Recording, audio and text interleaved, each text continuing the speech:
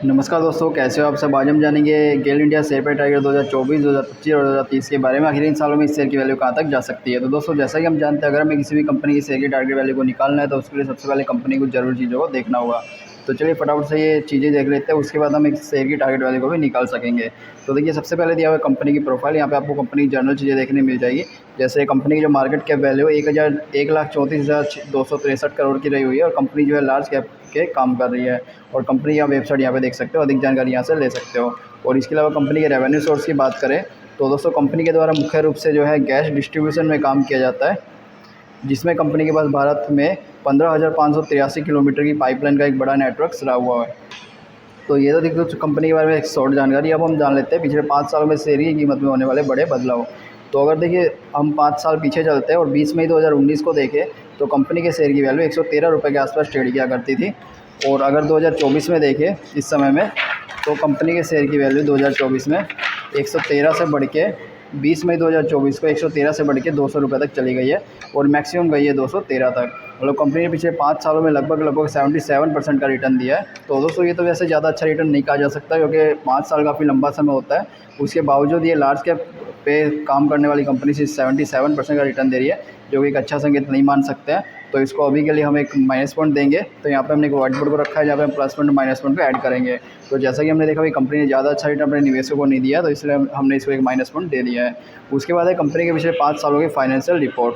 तो financial report को देखें तो 2019 में कंपनी के द्वारा 78,181 करोड़ का रेवेन्यू बनाया जाता था और नेट इनकम 6,545 करोड़ की बनती थी। और अगर 5 सालों के बाद 2023 में देखें तो कंपनी का रेवेन्यू 78,181 से बढ़ के हो गया 1,48,512 करोड़। और कंपनी की जो नेट इनकम है वो 6,545 करोड़ से बढ़ के हो गई है 5,616, यानी इसमें गिरावट हुई है। देखिए 6,000 से बढ़ के 5,000 हो गई है।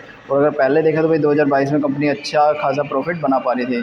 तो हो सकता है भाई कोई बड़े एक्सपेंस के कारण जो है कंपनी के इसमें प्रॉफिट में 2023 में तो गिरावट देखने मिल सकती हो। पर अगर कंपनी रेवेन्यू को देखें तो भाई रेवेन्यू काफ़ी अच्छा बढ़ता हुआ देखा जा सकता है, जिससे कहा जा सकता है कि कंपनी जो है फाइनेंशियल रूप से लगातार स्ट्रॉन्ग चलती हुई देखी जा सकती है। तो ये भी एक प्लस पॉइंट है, तो हमने इसको एक प्लस पॉइंट में ऐड कर दिया है, क्योंकि कंपनी जो है फाइनेंशियल रूप से स्ट्रॉन्ग रही हुई है।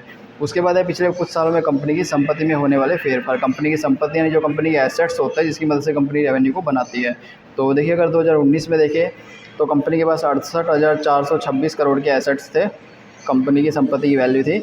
और अगर 2023 में देखें तो कंपनी के एसेट्स की वैल्यू 68,000 से हो गई है 1,07,805 करोड़, जो कि ये भी एक अच्छा संकेत है। तो इसको भी हम एक प्लस पॉइंट देंगे। तो इसको भी हमने एक प्लस पॉइंट दे दिया है, क्योंकि दोस्तों अगर कंपनी की संपत्ति लगातार बढ़ रही है तो इससे कंपनी के रेवेन्यू सोर्स भी बढ़ सकेंगे। उसके बाद है पिछले कुछ सालों में कंपनी के द्वारा दिया गया डिविडेंड। तो क्या कंपनी अपने निवेशकों को डिविडेंड का लाभ दे रही है? क्योंकि जैसा कि हमने देखा भाई, कंपनी अच्छा प्रॉफिट भी बना पा रही है और कंपनी अपनी संपत्ति में भी निवेश कर रही है। तो हो सकता है कंपनी अच्छा निवेशकों को डिविडेंड भी दे पा रही हो।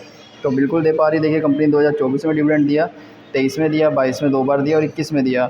और यहाँ पे आप डिविडेंड दिए गए डिविडेंड की वैल्यू को भी देख सकते हो। तो ये भी एक अच्छा संकेत है, क्योंकि दोस्तों अगर कंपनी लगातार डिविडेंड दे रही है तो एक कंपनी के ज़्यादा प्रॉफिटेबल होने की ओर भी संकेत करते हैं। तो इसको भी हमने एक प्लस पॉइंट दे दिया है। उसके बाद हम देखेंगे कंपनी का शेयर होल्डिंग पैटर्न। तो सबसे पहले आता है प्रमोटर होल्डिंग, यानी कंपनी के द्वारा की गई होल्डिंग। कंपनी ने अपने शेयर की 51.90% की होल्डिंग की गई है, जिसमें से इस होल्डिंग में से कंपनी ने किसी भी प्रकार से बैंक में गिरवी नहीं रखे गए शेयर को पूरी तरह से कंपनी के पास रहे हुए हैं, जो कि एक अच्छा संकेत है। कंपनी में म्यूचुअल फंड 10.26% की होल्डिंग किए हुए हैं, जो कि एक अच्छा संकेत है। भारत के जो बड़े इन्वेस्टर हैं उनके द्वारा 9.42% की होल्डिंग है, ये भी एक अच्छा संकेत है। कंपनी में विदेशी इन्वेस्टर देखिए कितनी अच्छी मात्रा में 14%, ये भी एक अच्छा संकेत है। रिटेल इन्वेस्टर 14%, जैसा कि हम जानते हैं अगर रिटेल इन्वेस्टर 20% से कम होते हैं तो अच्छा माना जाता है, तो ये भी एक अच्छा संकेत है। तो अगर ओवरऑल हम शेयर होल्डिंग पैटर्न को देखें तो वो भी काफ़ी अच्छा देखा गया है। कंपनी में बड़े इन्वेस्टर काफ़ी अच्छी मात्रा में रहे हुए हैं और लगातार धीमी गति से बढ़ते हुए भी देखे जा सकते हैं।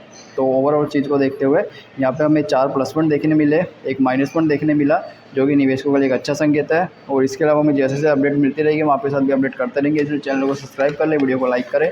तो चलिए मिलते हैं नेक्स्ट वीडियो में।